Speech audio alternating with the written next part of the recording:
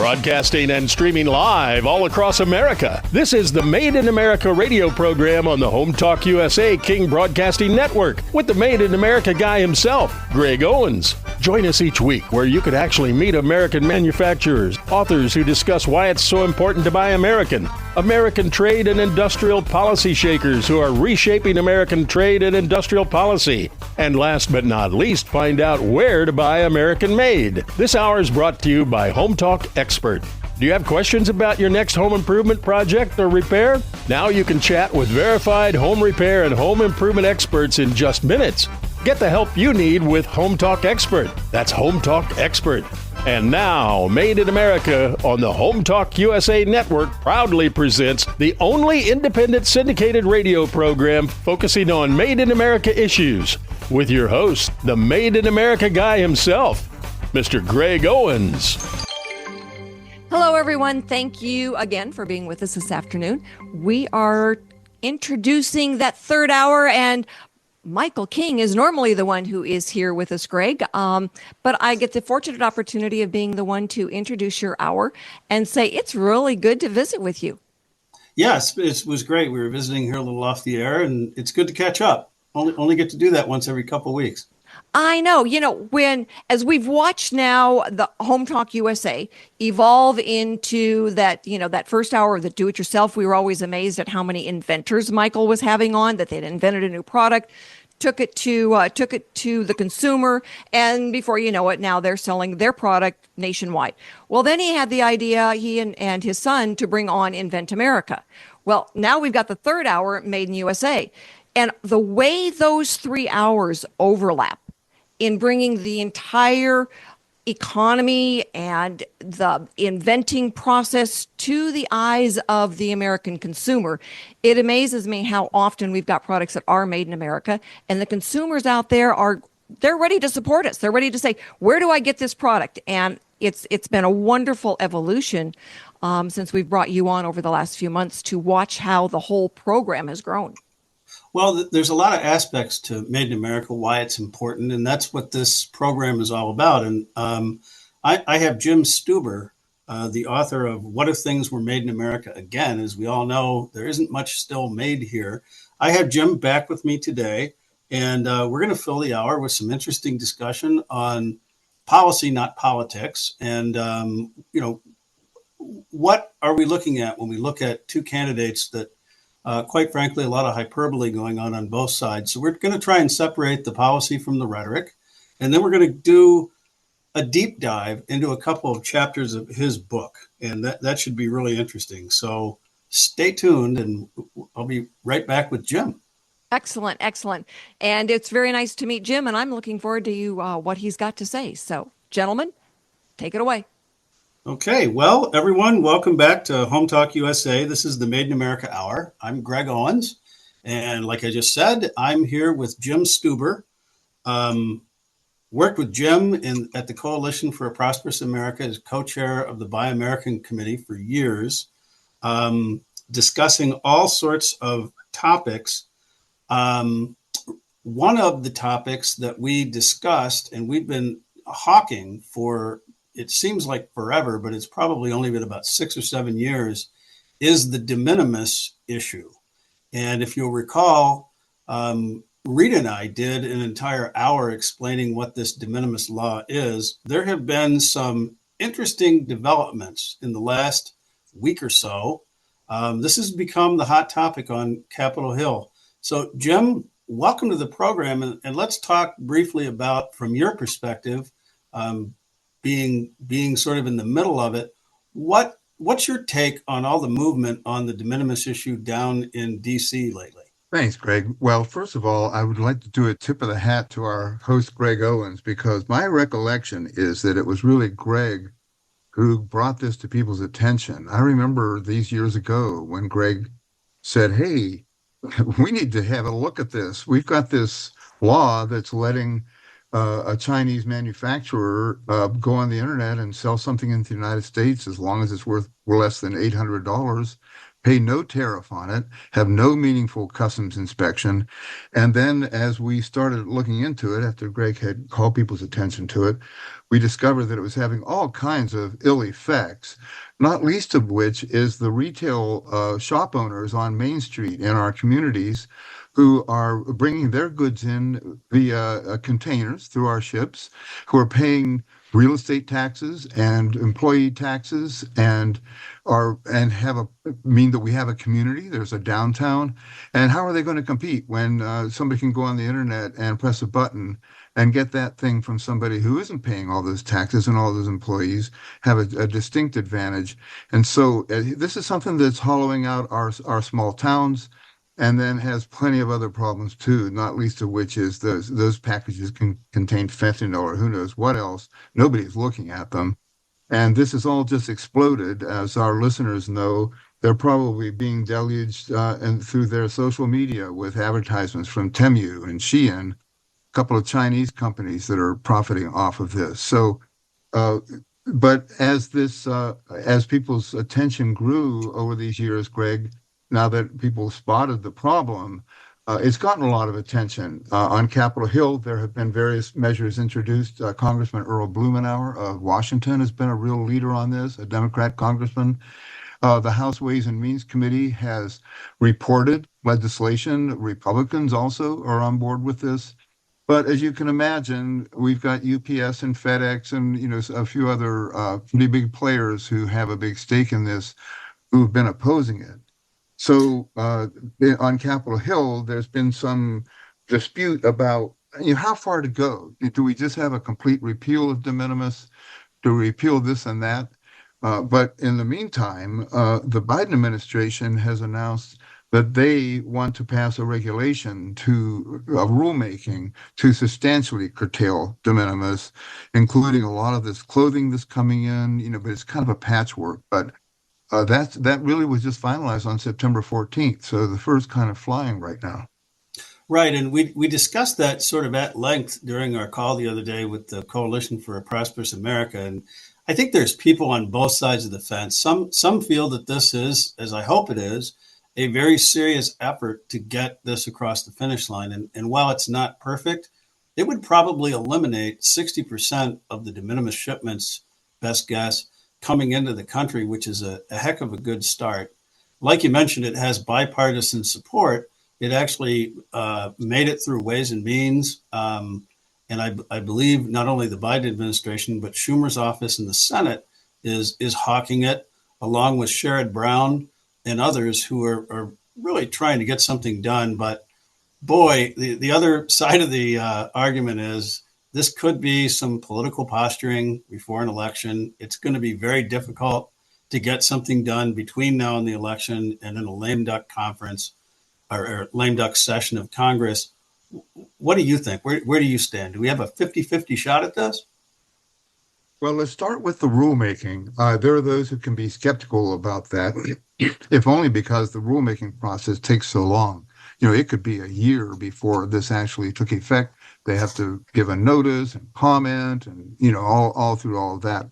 And as you said, some people would wonder, how serious is the Biden administration about this, or the new Harris or Trump administration, what would they do?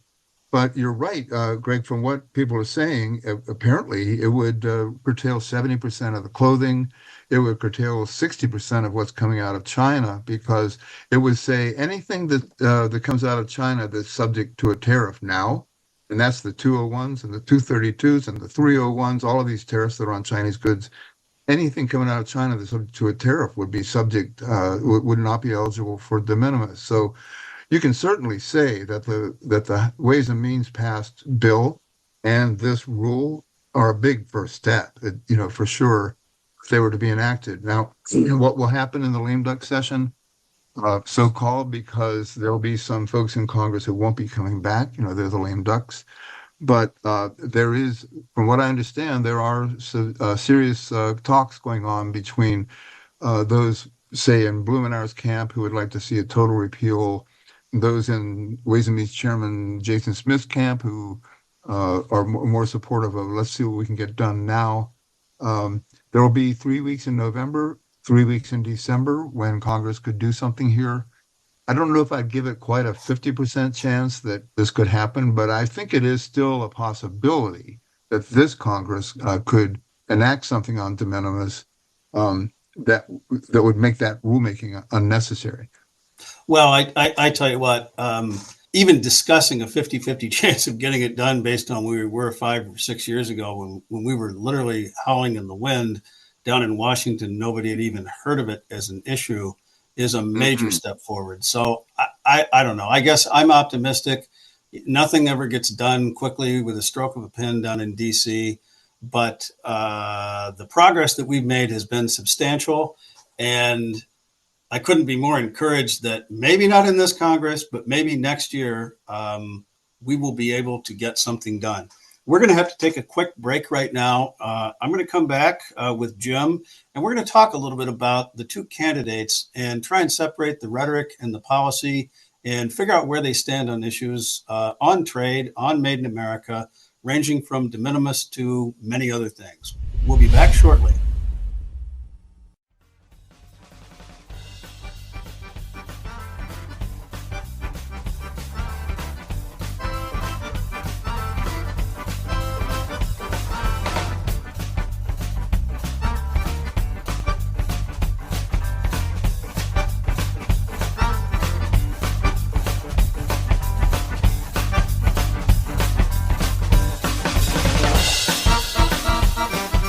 Welcome back to Home Talk USA. This is the Made in America Hour. I'm here with Jim Stuber. This segment is brought to you by Lion Energy. You can go anywhere with portable power solar generators. Visit them at lionenergy.com.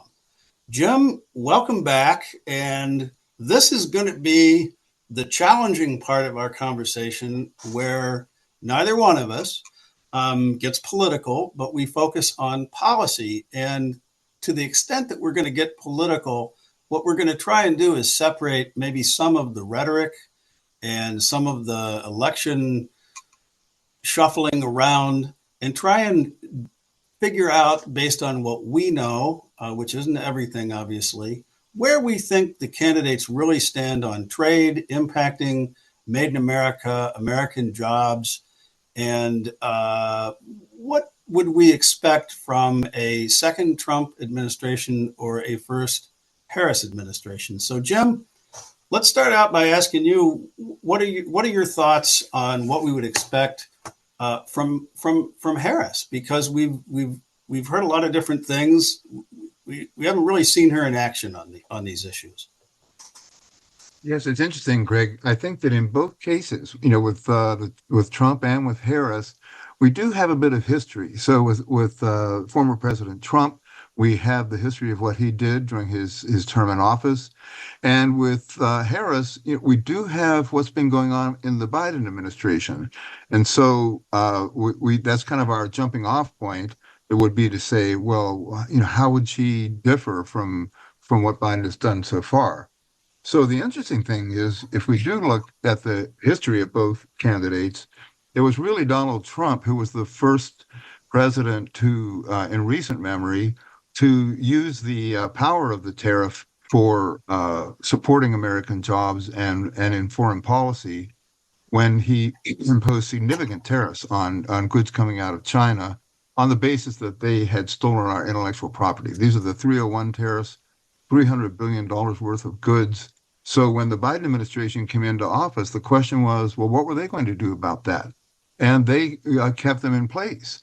And they actually, the law required a review of those tariffs to see whether they should be continued. Took them 2 years to study the Trump 301 tariffs on Chinese products. And just recently, I think it was in May, that they published the results of that report.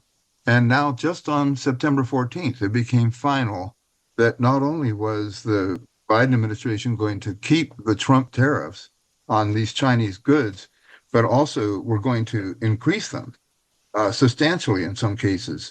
So we see that, and also some of the other tariffs that were imposed for dumping things illegally on the U.S. market.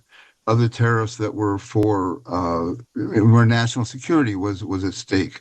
And we've seen these recent announcements where the Biden administration said not only are we keeping these tariffs, but we're increasing them on a large categories of goods. Now, they have had a mixed record. A good example is that there were tariffs imposed on Chinese solar panels, and the Biden administration put a 2-year moratorium on those that has just wreaked havoc with the ability to make solar panels in the United States.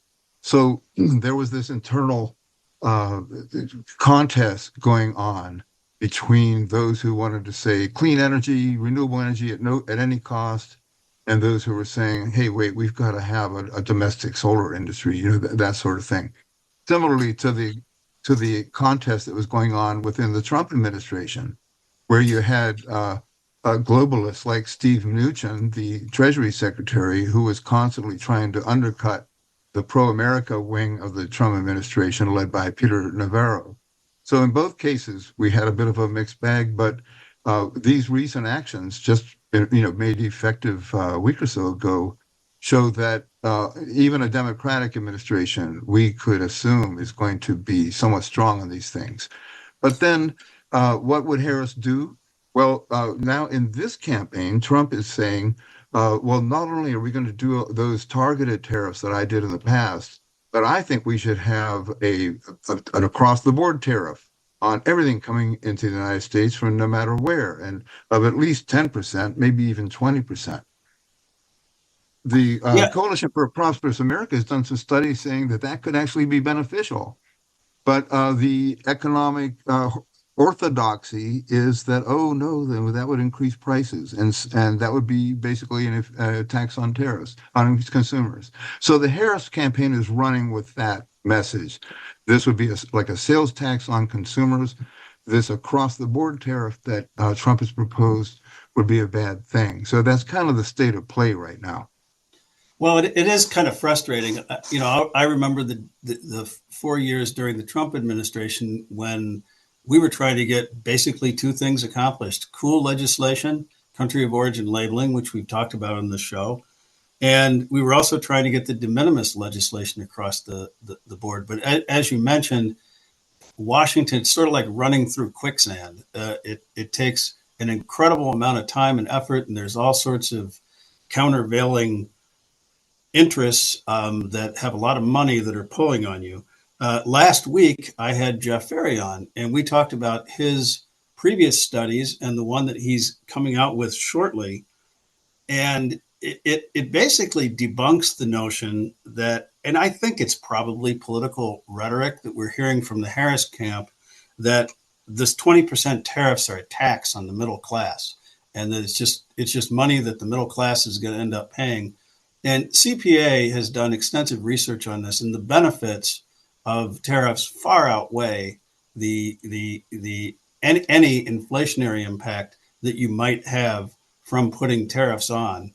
I gave an example in our company of how if we could increase our run size and our volume by double by having things like de minimis pass and us grab a little bit larger market share, how our costs could go down by as much as 70%, which we would use to lower our prices and benefit consumers and grab a larger market share as the only flatware manufacturers left in the United States.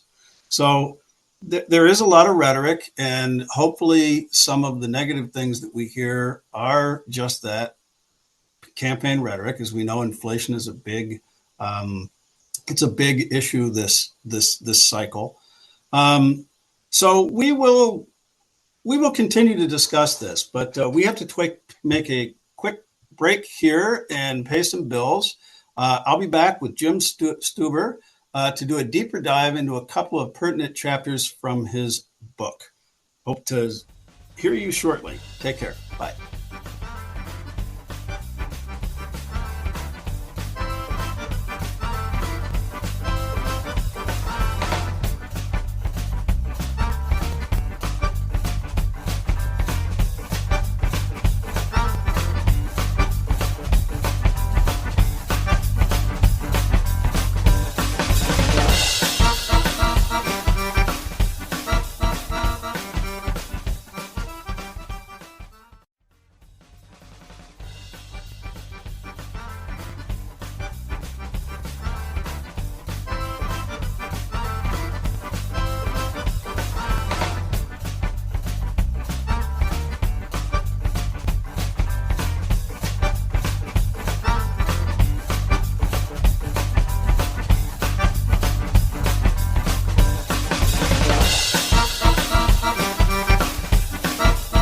Welcome back to Home Talk USA. I'm Greg Owens here with Jim Stuber, my guest, and this is the Made in America Hour. This segment is brought to you by Bond Products. For DIY carpet binding, there's only one InstaBind, bondproducts.com. Jim, welcome back. Thanks, Greg. Great to be here. We're going to talk a little bit. We glossed over sort of your book and the different chapters and the topics that it focused on, but always wanted to have you back to do a little bit deeper dive into those chapters. And chapter 8 is entitled A Special Case of China. Why did you feel that the special case of China deserved its own chapter? Well, Greg, you'll recall that the actual genesis of this book was a light bulb moment I had involving a light bulb that had on it the GE logo, and in caps below it, all caps, the word China. And I embarked on this task of figuring out why GE's light bulbs and everything else was being made in China. And that's what led me to the book, which was discovering why did this happen? How much harm did it cause? And what could we do about it? And the more I looked at it, I realized that half of our trade deficit, for example, was attributable to China. And that China really was the 800-pound gorilla in the room here. It was the tail wagging the dog. And so I realized that I was going to have to take a deep look into why it was that China was eating our lunch. And it turned out even not just our lunch, but the world's lunch, and not only just the Western industrialized democracies' lunch, but the global South, the developing countries' lunch, which it also was busily deindustrializing. So what did you find out? And so when I looked into it, I realized, and I have to confess to our listeners that I didn't know 95% of what's in this book, and I didn't know this history of China. And the fact that I had heard about the Boer Wars and how we were selling opium into China. And beginning in the 1840s, China had this terrible experience with the Western powers of inferiority. And then it lasted right through the Japanese invasion, right through 1945. So they experienced from 1845 to 1945 what they referred to as the century of humiliation. And they before that, they were the center of the world. People were paying tribute to them. So they embarked on this great rejuvenation, as their current leader, Xi Jinping, calls it. And they were hell-bent on recapturing their role as, if not a peer to the United States, the leader of the world in economic and military and social matters. So that's the project that we are up against. And we need to realize how deeply it runs in Chinese society. One of the little things I discovered, I'm sure our listeners have been watching Chinese Coast Guard ships ramming Philippine vessels in the South China Sea, which they claim to be their entire territory, never mind these other 6 nations that border it. And I discovered that there is a plaque on the seabed at the southern end of the South China Sea that Chinese elementary school students are taught is the southernmost point of China. So this is running deep, and they're hell-bent on doing this. Unfortunately, I discovered that they adopted just enough capitalism under Deng Xiaoping to actually revitalize their economy. And then you had all of the U.S. Globalist companies running in there to set up shop once we gave them, in the worst move in our history in 2001, introduction to the World Trade Organization and permanent normal trade relations. And so from 2001 until now, we've just been helping them with the great rejuvenation. Well, nobody ever accused the Chinese of not being very intelligent. And one of the things that they've done is they've orchestrated a very targeted industrial policy, which uses a combination of subsidies and the like to make their products cheaper than anywhere else in the world. And the only way that they can make that go is by having a customer. And greed-driven globalists have sort of assisted in that process. And many could argue a lot of that funding is coming directly from Wall Street. In fact, it's something CPA is working on. Industrial policy has sort of been a swear word in the arenas of capitalism. Next week, I'm going to have Mark Fastow and Ian Fletcher, who have just written a book, Industrial Policy for the United States. And these are two fellows that come from opposite ends of the political spectrum that have come together and really done a wonderful job of outlining what it is that we need to do in today's world, recognizing the reality of how successful the Chinese have been in dominating manufacturing, to return ourselves to a position of strength and prominence. Because this is not only about economics and what a toaster costs you down at the store, this is also a major national security concern, correct? Absolutely. You know, in one of my one of my visits to YouTube recently, I was watching a thing about the Battle of Midway and how we had developed radar that could see over the horizon. We had this very sophisticated radar that the Japanese didn't do. And so we were able to spot their ships in advance. And we had that radar because of industrial policy. The United States government was working with private industry to develop this. And so we had this history of industrial policy that, as you said, then fell out of favor as the Milton Friedman School of Economics took hold in national and international affairs. Right. And it's absolutely fascinating when you take a look at the issues that are brought up in your book, how much most of us don't know. I think I read a couple of reviews stating how it was so well researched. And I commend you for not just expressing an opinion, but actually digging down into the facts. And how many times was your mind changed by what you found? Well, I have to say that I was willing to go where the facts would lead me, and I thank you for that, Greg, because I'm pretty OCD, so that's how I discover things like the plaque at the bottom of the sea. And so it didn't change my position because my family all worked in the steel mills. And so I came at this with an understanding that these jobs had gone away and it was wrong that they went away. But I was surprised and shocked mostly at how our policymakers sold out the American worker, which we can talk about in our next segment. But the title of the book is What If Things Were Made in America Again? It's on Amazon, and I encourage anybody who would like to benefit from go on that journey with me, that I would love to have them do that. I'm not making a profit on this, believe me, but the book is available for anybody who would like to come on that journey with me. Yeah, one of the things that I got out of this book was when I picked it up, I was expecting to see a bunch of tables and charts and mathematics. I found it to be a very easy read and just sort of fascinating. Much in the way when I got the industrial policy book from Mark and Ian, I looked at it. It looks like a textbook, and it kind of is a textbook. But there's an interesting quote, and I'll see if I can find it here in their book. It says, the general reader will have to make up his mind whether he wants simple answers to his questions or useful ones.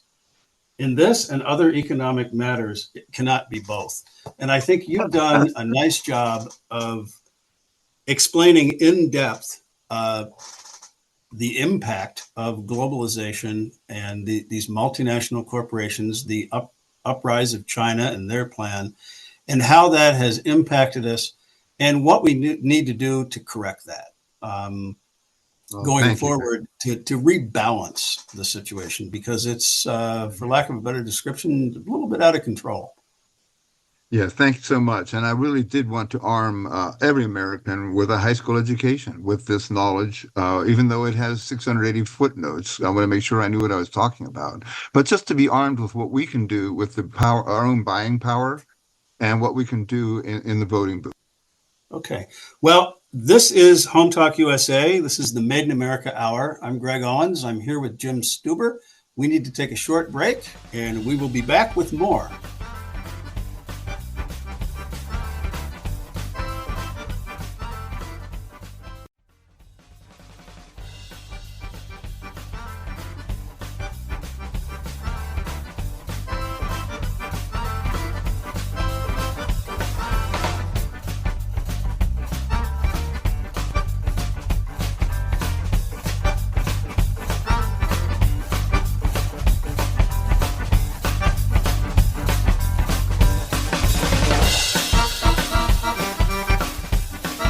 back, everybody, to Home Talk USA. This is the Made in America Hour. I'm Greg Owens, your host, here with Jim Stuber.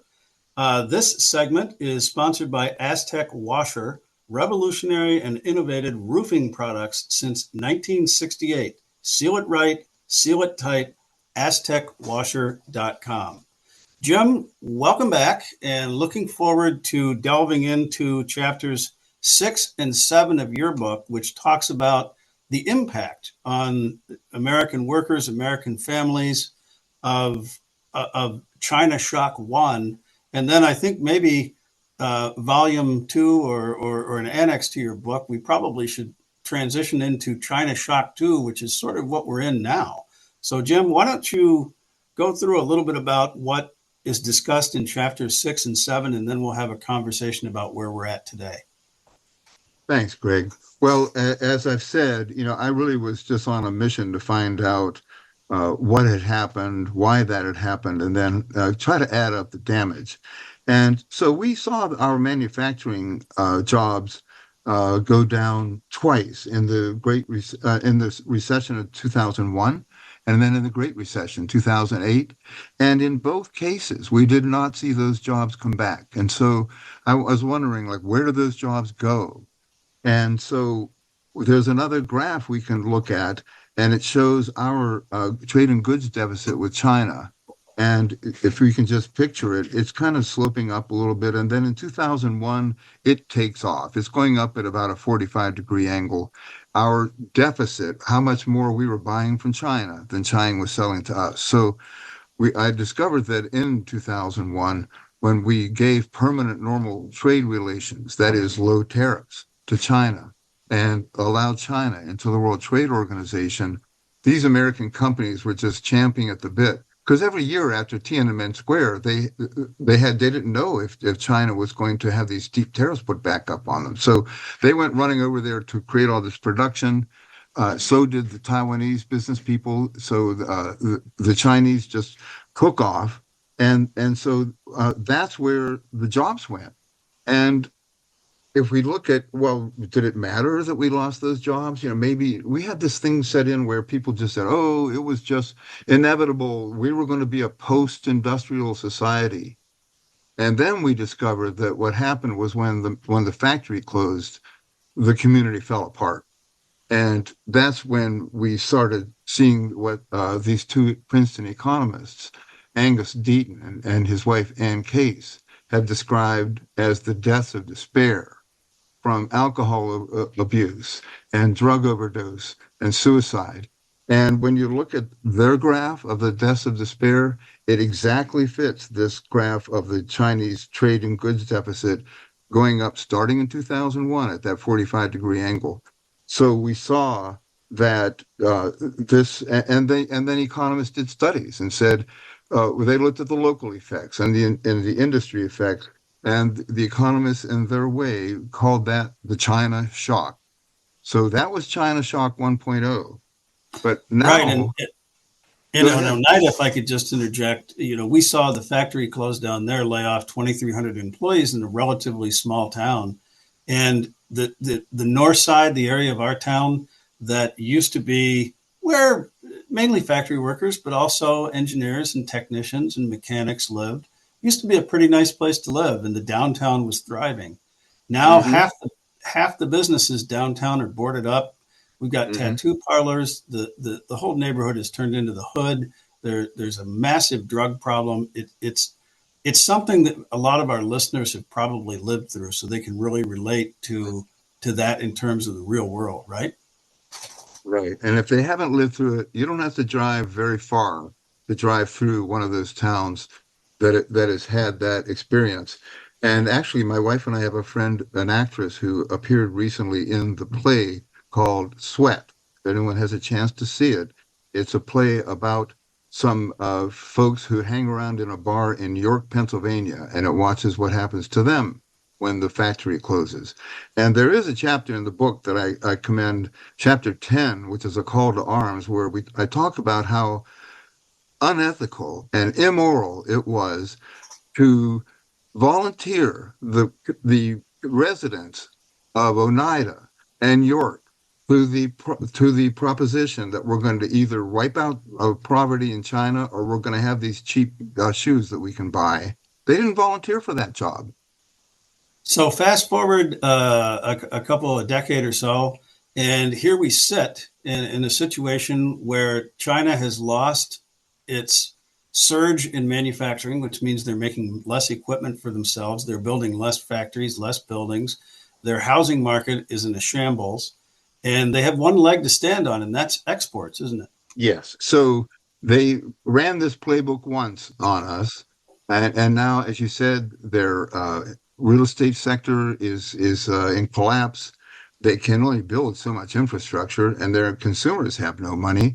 And so they have overbuilt their industrial capacity again, and they're foisting it upon the world at prices that are below what anybody else can do through their subsidies and their low-cost labor. And so now it's not just the United States. It's Germany, and it's Nigeria, and it's Costa Rica. They don't care where. They're going to come in there with a wrecking ball and sell their below market goods and deindustrialize the world again, unless we're smart enough to adopt different policies this time. And you're starting to see pushback not only from the United States, you're starting to see pushback from places like Germany, who were the biggest globalists of them all, because they actually had an export surplus. But now they're frightened of what's going on in their country. Is that not correct? That's right, because China's beating their own game. They were big mercantilists who were selling more than they were buying from the rest of the world. But China has gotten better than Germany at that, and now they're in trouble. Okay, well, Jim, we've done it again. We've run out of time. We're going to have you back again to continue this very interesting conversation on your book and the details that go into all of this. This is Greg Owens. This is Home Talk USA, the Made in America Hour. Look forward to seeing you again, same time next week. Take care.